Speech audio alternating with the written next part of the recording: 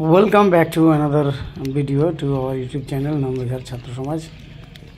Actually, it's impossible to win the match again and again. We can't win every match, but it's possible to practice each and every day. We should practice regularly. We should not miss practice even a single day if there is Fast. no problem. Every man has a problem, but problem should not be an issue. Problem should not be an excuse to our student. That is what we are going to teaching them regularly, but very few are going to hear my words. Actually আমরা সবাই জানি যে প্রতিনিয়ত practice না করলে কোনো কিছু improvement আসে না।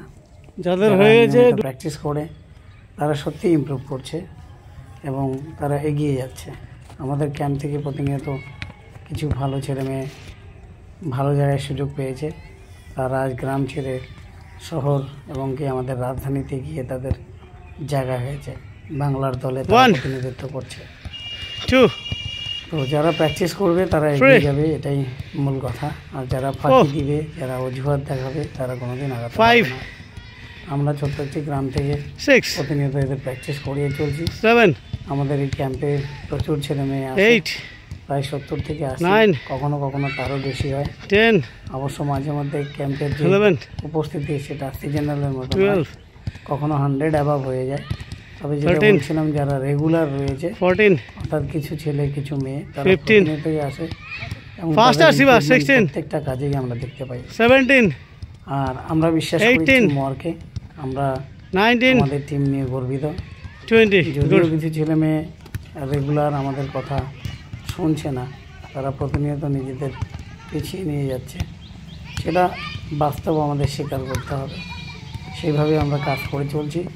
যারা এগিয়ে যেতে চায়, খেলাধুলা হোক, পড়াশোনা হোক, সাংস্কৃতিক চর্চায় হোক, আমরা তাদের পিছনে রয়েছে।